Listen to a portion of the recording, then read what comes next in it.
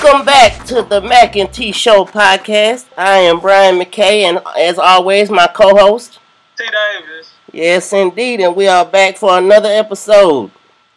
And we're gonna kick it off with a little entertainment and talk about last night's lip sync battle. Last night they had John Krasinski, who is most famous for his NBC sitcom role on The Office, as Jim Halpert. He also has been in movies such as License to Wed, Something Borrowed, It's Complicated, Promised Land, Letterheads, and Away We Go. And he went... another thing about John, he's actually one of the executive producers, and they make mention of that in a comedic way on the show last night. He's executive producer of Lip Sync Battle, excuse me. And then he went against Kendrick, who is most famous recently for Pitch Perfect and Pitch Perfect 2 that's coming out. She was in Into the Woods, and she played Cinderella in that. She really got big with her internationally with her role in Up in the Air with George Clooney. Oh, I thought you were talking about a cartoon. And she also was Jessica Stanley in the Twilight series, which was one of the high school friends of Bella. And yeah. Oh, okay. The things you learn on the Mac and T Show. That's right. Even co-hosts can learn. But last night they battled, and the funny thing about them, they have an upcoming movie. I think it's coming out late next year. It's called The Hollers, and they're in that together, John and Anna, and they said it was actually filmed some in Jackson, Mississippi, some in New Orleans, Louisiana. So they have been in the area, filming that recently. Oh man, I missed the casting call. Me too. I tried to get there, but they didn't call me back. Well, anyway, so John Krasinski kicked it off last night by doing Bye Bye Bye by NSYNC. I thought he was very good. It was kind of strange. He kind of walked around stage like he was a puppet on a string, and made me nervous a little bit. But whatever you can do to get the crowd involved. And let's see, once he went, then Anna Kendrick's first song was Still My Girl by One Direction. I'm not a One Direction guru, so I had not heard the song. I cannot help you. But I thought she nailed it when the video starts playing in the background, and the video is playing a bunch of pictures of Emily Blunt, who was on the last episode of Lip Sync Battle. Emily, the reason that's funny, thank you TMZ, the reason that's funny is because Emily Blunt is, I don't know if she's married or just dating John Krasinski. I think they're married. I think they're actually married and have a kid, actually, just recently. But yeah, she is John Krasinski's significant other. So not only is the pictures going in the background, Anna Kendrick opens up her shirt, and she has a shirt of her and Emily Blunt together on her shirt. She has a picture of them together on her shirt, and she's singing and dancing to it. I was dying. It was hilarious. Well, John is going proud there in this dress, G. Oh yes, Lynn. Now we get to that. The second round. The second round. Yes, John Krasinski came out there and did Proud Mary by Tina Turner. He went rolling on the river. And yeah. he did it. He did it. But he was outdone once again. Anna Kendrick did I think the name of the title of the song is actually called Booty. Booty, yes. By Jennifer Lopez. And she did it. She's a little tiny thing. So, she's doing as much as she can for a song like that. But where she hit it was how she ended it. Smoke is clearing in the background, And as the smoke clears, Jennifer Lopez comes out the back of the stage and ends the song with her. I mean, the place went crazy, and yes, yes. I wish you guys could see my co-host right now as she is just dancing away. Why did it make you want to dance? Yeah. But she can move. She can move. And she was the winner of last night's battle. Oh, she won. So she okay. took home the belt. But the reason we are starting off with Lip Sync Battle today, I want to start a movement. Everybody's always starting the hashtag movements on Twitter and Instagram and Facebook, all the social media networks. I want to start a movement, and yes, it's personal. I'm sorry, I'm taking the first movement we started. It's gonna be about me. Sorry. I want to start a movement to get a date with Anna Kendrick. Oh, Lord. So I want everybody listening to tweet and Facebook and Instagram and whatever you need to do. Put it on everything. Hashtag AnnaKdateBrian. Oh, and tag, and when you're on Twitter, tag her in it. She's at Anna Kendrick on Twitter. And tag me as well. I'm at BMac 1435. So that's BMAC 1435 on Twitter.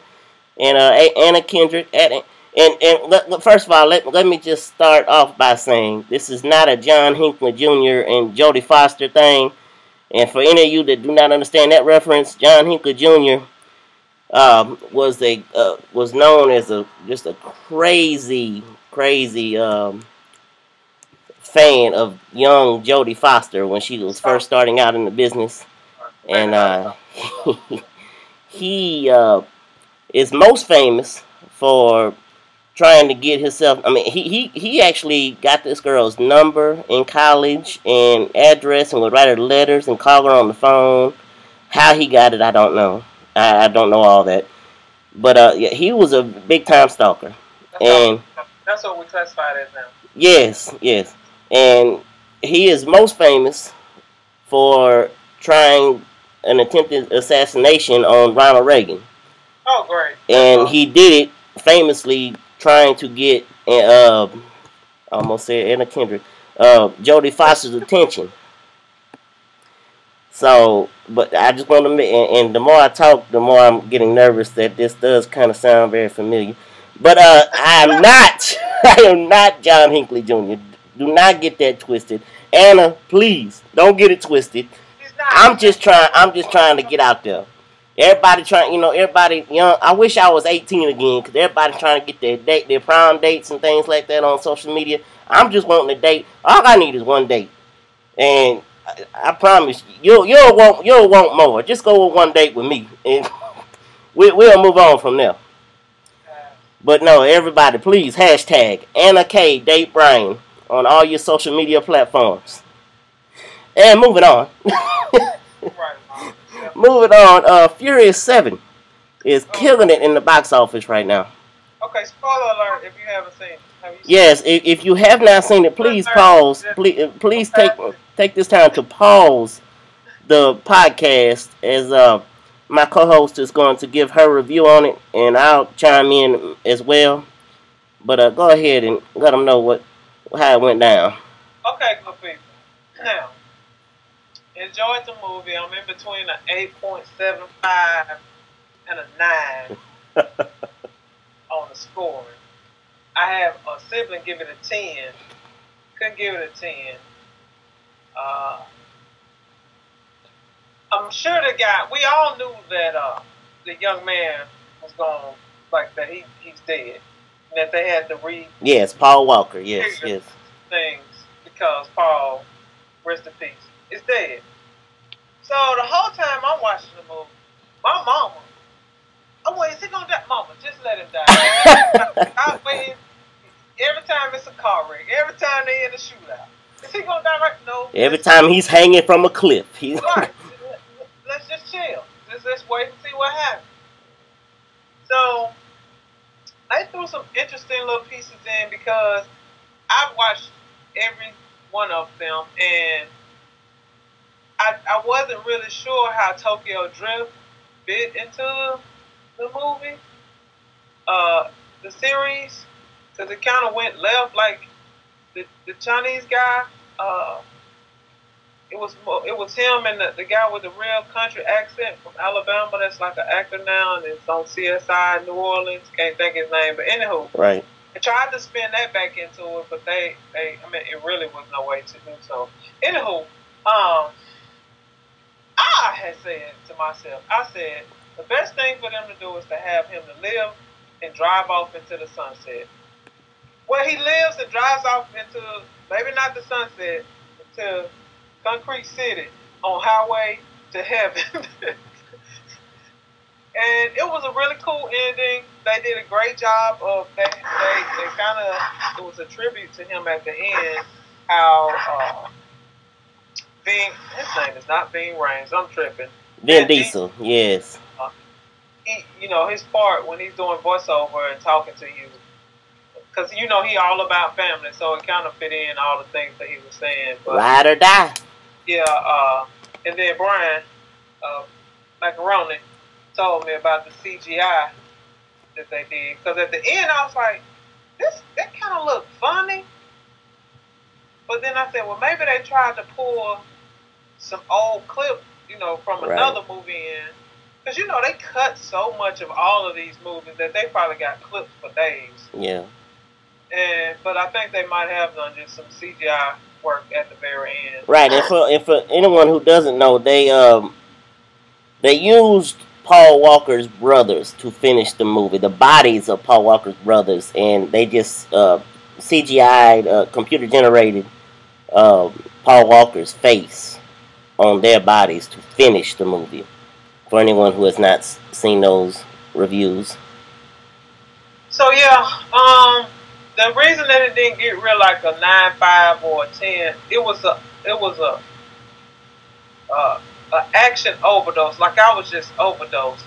Like it was just every time you didn't get to breathe, and then some more action was happening the whole time. Like guys, I love this movie. It's all about stunts, and cars flipping and chasing, and like that's all it was. And I liked that myself, but I was like, can I breathe a little? Can we have a little more plot, storyline, and then take me back into a car race? But it was just, which I thought that was an interesting move to do that, because you think that maybe they would have thought of reining in some of the action, considering how Paul Walker passed away in a car accident.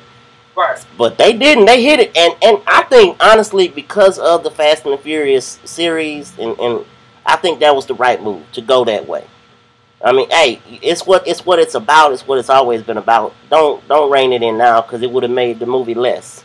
Well, I don't want you to rein it in, but, they didn't really tell me a story so much as it was, they running away from Jason Statham's character, whatever his name was. Statham, yes. Yeah. Statham's character. Deckard, I think it's called. Deckard. Yeah, they chasing Deckard. Oh, well. Who is the brother of Owen Shaw from the last movie? For anyone who doesn't know, Deckard, Jason Statham's character, is the brother of Owen Shaw, played by Luke Evans from the past of Furious 6. So he's coming back for revenge, and it really turns out that Vin Diesel is going for revenge on Deckard for everything Deckard doing to revenge on Vin Diesel. It's a lot of revenge. This became a bunch of action, and I was like, okay, let it goes off. But then you knew she was coming back, but they tied some stuff up at the end about them being married, that we didn't know. They threw that curveball. That was cute. Mm-hmm. But I felt like the plot might have been lacking. It was all about revenge and action. It wasn't really a story to be told. Right. So, yeah. Okay. That's why it's like 8.75. 8.75. That's a T Davis ratings. 8.75. Yeah, that's my gymnastics rated 88. Well, I think that's going to bring us to our first break. Keep on listening, and we will come back and we'll talk a little bit about the NBA playoffs. The brackets are finally set. And also we'll do our review on the 30 for 30 Soul Man about Sonny Vaccaro, who is famous in the shoe industry, and also the AAU circuit. But we'll get to that when we come back from our break. Thank you for listening, and we'll be right back.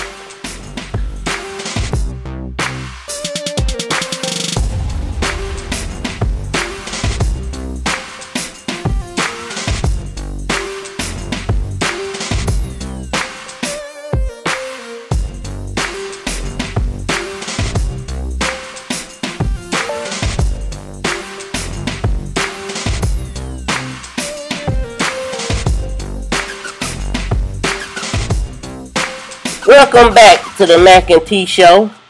NBA playoffs, the brackets, they're finally set. In the Eastern Conference, you have the 1 versus 8, Atlanta versus Brooklyn. 4 versus 5 is Toronto and Washington. 3-6, it will be Chicago and Milwaukee. And the 2-7 matchup is Cleveland and Boston Celtics. In the Eastern Conference, who is it? Is it Cleveland? I mean, who do you have coming out of the Eastern? Easy. Cleveland.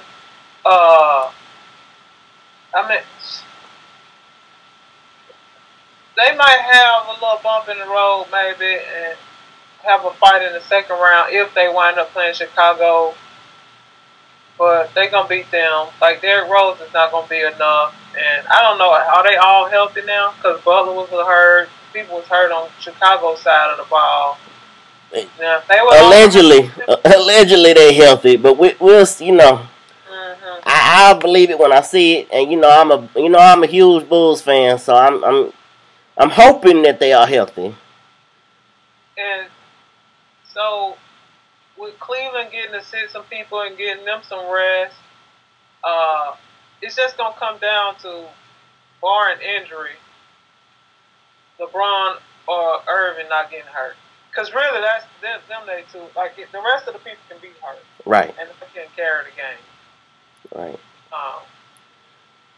Over on the west side, we have the 1-8 matchup is the Golden State Warriors and the New Orleans Pelicans, who from this part of the world that's big news. I mean, it's on every news broadcast you could find last night. The Pelicans are in the playoffs. I don't know, but I just don't like the Pelicans. But go ahead. As the name, the Pelicans. But go ahead. Well, listen, if you come down here, you understand why they are the Pelicans, and it's better than the Hornets. They were not good as the Hornets just didn't fit. I get that, but who is scared of a Pelican? But I will say this: Utah Jazz, they need to bring the Jazz back to New Orleans. Change that out. Let the Jazz be, because it makes sense in New Orleans. It does not make sense in Salt Lake City, Utah. Yeah, go by that and send some. Never mind. Let's bring the car back on the road. We got the 1-8 series is Golden State, New Orleans. 4-5 matchup is Portland and Memphis. And let's see, the 3-6 matchup is the Clippers versus San Antonio. And the 2-7 is Houston and Dallas. What are your thoughts on the West? Okay, so it's going to be Memphis and Golden State. And it's going to be San Antonio and Houston, I'm going with. But okay. This bottom bracket of the West is going to be a dogfight. Like, these could go to games 6 and 7. Right. It's not good for any other teams because Golden State going to probably run through New Orleans. They might have a 5-6 game series with Memphis. Memphis could actually, because the game slows down in the playoffs. Right. I don't know why that is. I don't know if people actually focus on trying to play defense where they might just play enough defense during the regular season. But the game changes for whatever reason in the playoffs. I don't know if that has to do with officiating or what, but the game going to slow down, and we'll see how Golden State play if they can't rip a run and have all these open looks. Because Right. Memphis, like, they known for defense, and you know my rule, defense and rebound travel. So Memphis don't necessarily need home court. So it very well could be Memphis coming for the finals, but we ain't gonna go that far yet. Right. I think Houston Dallas should be fun. That should be a yes. I don't think they like each other. And That Texas rivalry. The Gator that came from Houston and wound up in Dallas. Chandler Parsons, yes. They gonna have some fun, trash talking. I mean, if he healthy, I think he's hurt. I know there's a lot of uneducated fans out there that say the Clippers are going to beat San Antonio. Let me educate you on what's going to happen to the Clippers. Greg Popovich is going to happen to the Clippers. Greg Popovich is going to he's going to institute that hacker Jordan, and by Jordan I mean DeAndre Jordan, who shoots about 32% from the free throw line. He's going to institute that early and often, and that's not going to be a series. Now, if I'm wrong, you can call me out on it, and that's fine. If I'm wrong, I'll own up to being wrong, but I don't believe I'm going to be wrong. Take him out the game, which would change the game if he starts fouling him. So, yeah, he going to have to do, like, I don't know, he going to have to take him out. Like, because he's not like Shaq. You was like, okay, when Shaq hit 1 or 2, but you know, in the last 2 minutes or whatever, he going to get here, like, offensively. I mean, DeAndre just running around getting lob dunks, putbacks, or whatever. I mean, Shaq might get fouled, but Shaq was strong enough to bring 2 or 3 people through the rim with him as they fouling him. Right. Yeah. The Clippers, they just, I mean, I don't think they're that good. And it ain't just because I'm a Laker fan and I don't like the Clippers, but be real. You don't like the Clippers because they call them the new Showtime. Be real. Showtime, it ain't ever but one Showtime. Everybody in the world knows. Don't make. Oh. I'm sorry. I'll try to get my co-host rattled early this morning. Trying to get her rattled. Hey, come on now. Moving on to WNBA. Last night had their 2015 draft. Lord, I didn't even know.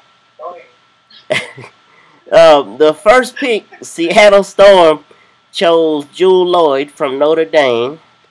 And then with the second pick, the Tulsa Shock chose Amanda Zoe B from Minnesota. And what is interesting about those 2 picks, Jewel Lloyd and Amanda Zoe B were juniors who left early, and which is something that you do not see. And like you and I discussed before we even came on the air, we didn't even know that it was allowed. Yeah, my understanding was that they were not going to allow underclassmen to leave early, like, because they saw what happened with the men. But while I was sleeping, I guess they changed the rule.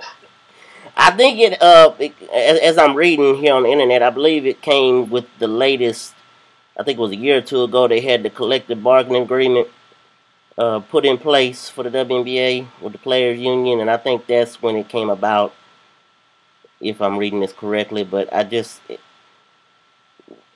hate to say, and I hope I'm wrong, but it's getting too much like the NBA when you have collective bargaining agreements and things like that, and I don't know if they're at a point with the league right now where it's standing that they can sustain that. I hope I'm wrong, and I hope they I hope they continue doing strong, but I just don't feel like they're at a point right now where they can sustain it.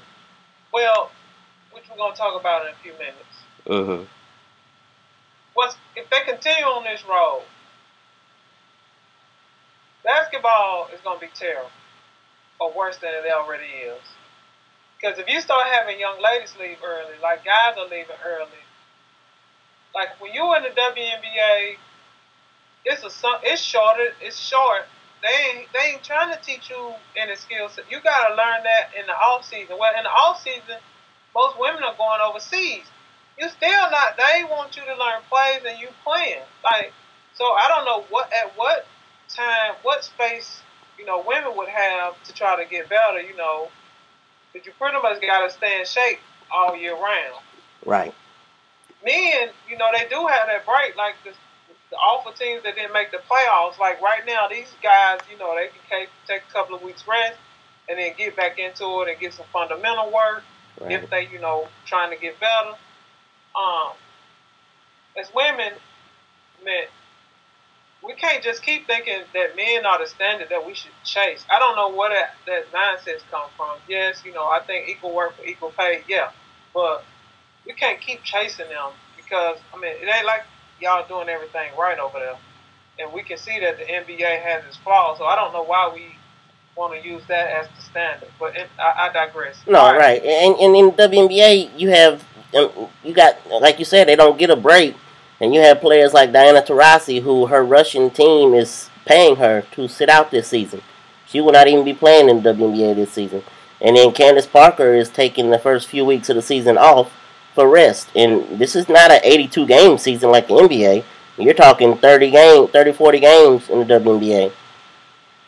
And it's back to back to back. And then, like, when do you see your family? Because as a woman, like a guy, you know, you got somebody, you know, raising the kids. But as a woman, more times than not, you are the one that is trying to raise the children already. So now, I mean, if your husband is not an athlete, or if you have a husband, like, it's just, we got to change our mindsets. Like, we can't keep chasing after what men have. Like, you got to make your own. It's got to come from their own. I mean, you can't aspire to. You know, Title IX has brought a lot to the game, and that's great. But it also makes things think that not everything has to be equal. Right, and we equal in essence, but not equal in function. Correct. And so if we can get that understanding, and I'm putting my soapbox back under the bed. All right, go ahead. That's going to be our time for our next break. As soon as we come back, we will get on the 30 for 30 from last night about Soul Man, which is about Sonny Vaccaro, who was famously the one who signed Michael Jordan to his first shoe contract. And we'll get into his upward spiral and downward spiral as soon as we get back off our break. So continue listening, and we'll be right back.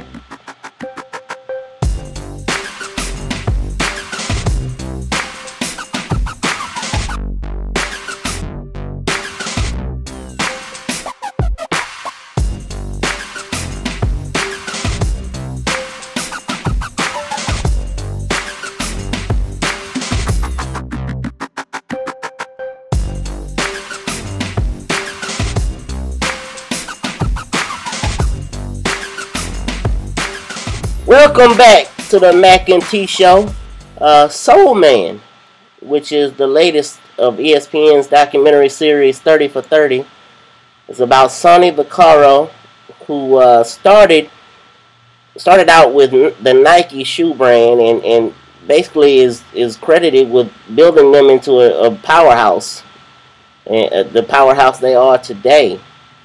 It's also the very first person to sign Michael Jordan to his very first shoe deal. What did you think about the documentary? So, you know, I loved it. It was very informative. You, me, my friend Larry, like, we all talk about what's happening. You've heard Kobe talk about AAU running basketball. Like, it kind of like, how did it happen? Where did AAU even come from? Well, Mr. John Paul Vaccaro, better known as Sonny, he had a dream. Now, these are my words, not his. He had a dream. But it started when he had this Diaper Dan Round Ball Classic in Pittsburgh. And it was just solely getting top talent, come play in an all-star game. Coaches could come. They had to have a decent relationship with him. Right.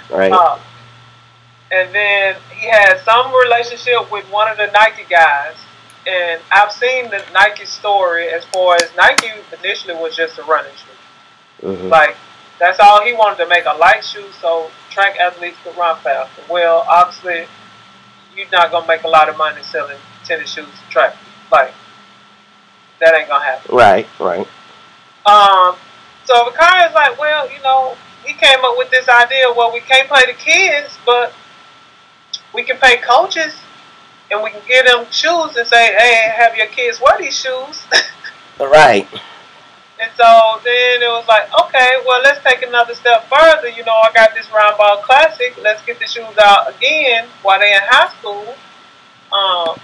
And we every time they come to this classic, which became the Nike All-Star whatever, before, you know, this ABCD and the McDonald's and all them got into a Nike was the first, besides his Diaper Dan thing, to start giving out shoes and have a full court press pretty much on these young impressionable minds.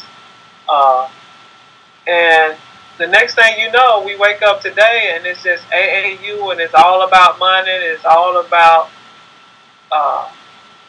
if I know Jared Tarkanian or if I know Mike Krzyzewski as far as being an AAU coach, and I'm really not trying to get these kids any better. You know, if I can get $10,000 or some guy said he made a $500,000. Yes, the guy that represented Tracy McGrady. Like an AAU coach. Yeah, making almost $1 million.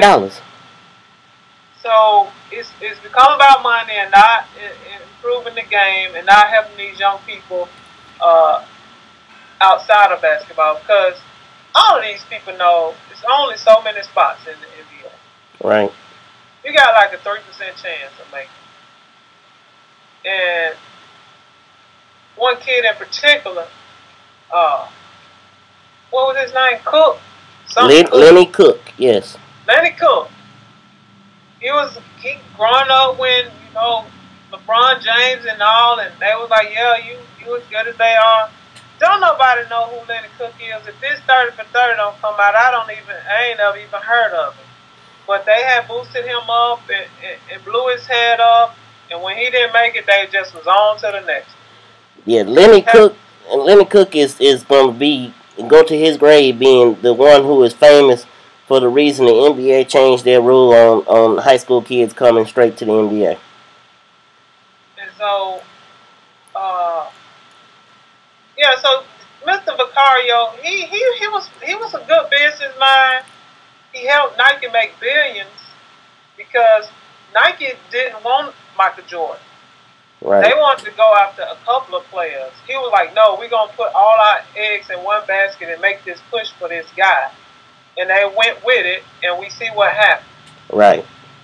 And then they had the nerve, but it's the nature of the business. Nobody tells why or what happened because the Nike people didn't want to talk about it. Probably because your hands dirty, because if they ain't, you don't have any reason not to tell your side of the story. But then they fired Vicario just out of the blue. And he winds up with Adidas. Right, and he didn't say it, but he was on some get back. Oh yeah, oh yeah. And he wound up with All Day I Dream About Sports, and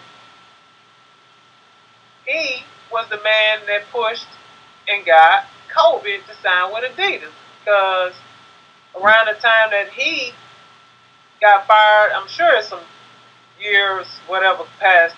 Right. There, but right. Jelly Bean, Kobe's daddy, calls him and like, you know, I'm coming back to the States with my son, because Vicario was the man. Like anybody that played basketball, know anything about that, Sonny was the man, and so he knew that, and he called us and like, hey, I want you to come see my son. He saw him and was like, okay, we got to make sure don't nobody else know about this boy. And he got him when it was unfashionable. I mean, it hadn't become a fashion to get the young prodigies, to sign the young prodigies to shoe contracts. So when he signed Kobe, you know, yeah, he was a high school prodigy. You know, he could be great. He couldn't be, you know, he could not be great. But at the time, it was a real big unknown and a real big gamble, and it wound up paying off for Adidas because it launched them. And for Adidas, because I don't know why people make some decisions they make. But Adidas had an opportunity to get LeBron James people. And Vicario was in with LeBron. Had him at this house. They about to push their side of the story, do their marketing game plan, and say this is why you should be with Adidas. Right. Now, Sonny has already set the table for you. That he's giving you all the space in the deck. He tells LeBron, anybody offer you less than $100 million, you tell them, keep on walking. Pretty much. Now, he's told Adidas, this is what we need to offer him, $100 million to get it. They get to this nice mansion that they've rented out.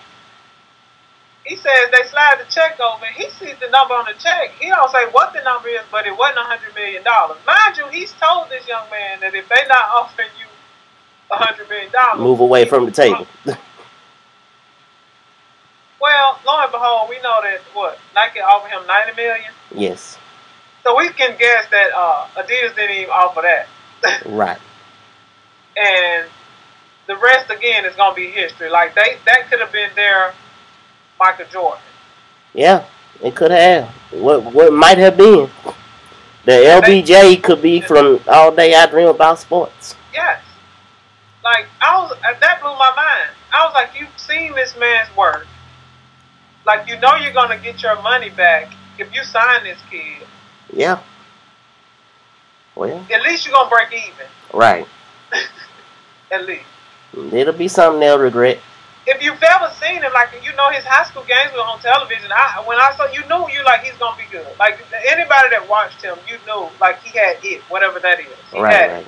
And you knew he was gonna be good. But apparently, whoever that was, Adidas, was too cheap, and they lost out on that one. But the bottom line is, Sonny paved the way for AAU circuit and all the money machine that it is, and he's been trying to do some things to right that wrong, and we'll talk about next time about how, you know, he worked with the kid from UCLA, Ed O'Bannon, yes, Bannon, and tried to get student athletes paid for, you know, using their name and likeness in basketball games.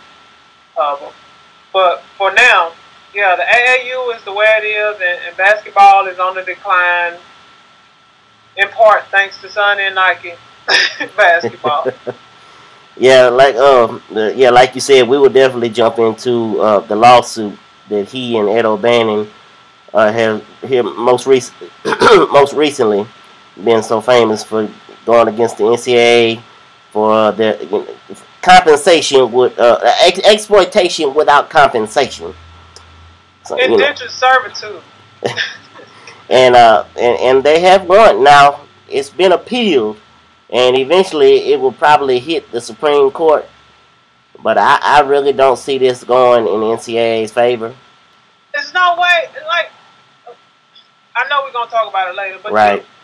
How can you tell you got to sign this contract giving away your rights, an 18-year-old, like that you have no rights pretty much to your name or likeness. Right. That's indentured servitude in other states, in every other country, but apparently America. Well, I can't say every country. And even in the 30 for 30 last night, Sonny said that you can't do that in America. In America, that just it's not right. Right. Yeah, you gotta sign your likeness and bill, like, because they make your body type, all of that. It's the same. You get the same jersey number. You know who it is when you pick the Gators. I'm like, okay, that is Al Horford. That is all I gotta do is go and edit and put the name on. Right. I mean, they got the same number, same skin color, same hairdo, same everything. If you got dreadlocks, he gonna have dreadlocks. Yes. Like, you know it's the person. Well, we will get into that next time. And I think that's gonna wrap up our show for today. Hope you enjoyed everything, and remember, hashtag AnnaKdateBrian. And tag Anna at Anna Kendrick and at BMac1435. And let's get that ball rolling, because I'm ready. I'm ready to go on my date. Y'all help macaroni. Yes, indeed. But as always, everyone, thank you for listening. And I hope you are enjoying everything. And please get us, if you have any suggestions, hit us up at the email. It's themac_tshow@gmail.com, and we will be on Twitter at themac_tshow on Twitter. Hit us up with any suggestions, anything you like, you don't like. We're up for anything you want to talk about. But like I said, as always, I am Brian Mackay T Davis, and you are listening to the Mac and T Show podcast.